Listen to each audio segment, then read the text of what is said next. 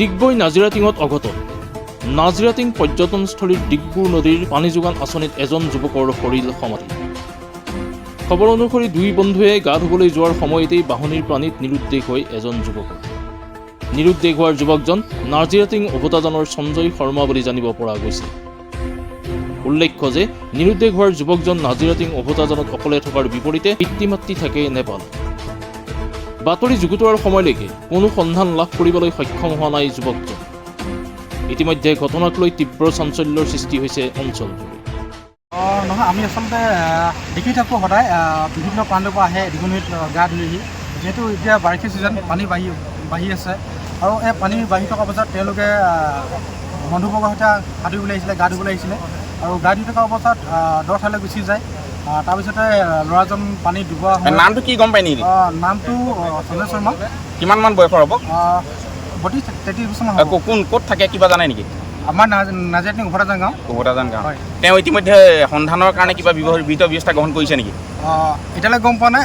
স্থানীয় লোকে বিচাৰি আহিছে যিমান পাৰে আৰু ইতিমধ্যে কোনো প্ৰশাসনক তেনেকৈ জনোৱা হৈছে যে এতিয়ালৈকে আহি পোৱাহি নাই। আমি মানে জানো যে এই চাইকেল লৈ আহি আছিলে, আগত তিনিজন আছে, তিনিজন আহি আছে আৰু তেনেকৈ খেলিছে, কি কৰিছে মানে এই সাঁতুৰি আছিলে সাঁতুৰি এতিয়া সন্ধানহীন ল'ৰাজনৰ নাম জানে নেকি? সঞ্জয়। কি লিখে সঞ্জয় শৰ্মা। ক'ৰ হয় ল'ৰাজন? এই আমাৰ ঘৰৰ ওচৰত নাজিৰা উভতাজান। উভতাজানৰ। আৰু কিমান সময়ৰ ঘটনা এইটো? এতিয়া 1 ঘণ্টা আগত। 1 ঘণ্টা।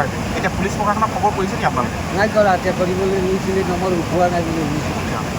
এতিয়া আপোনালোকে ইয়াত কিবা বিচাৰ কোনোবা নামি কিনে চাইছে নেকি কোনোবাই? নাই চোৱা। নাই চোৱা না? এই ল'ৰাজনৰ বয়স কিমানমান হ'ব? এই 32-33।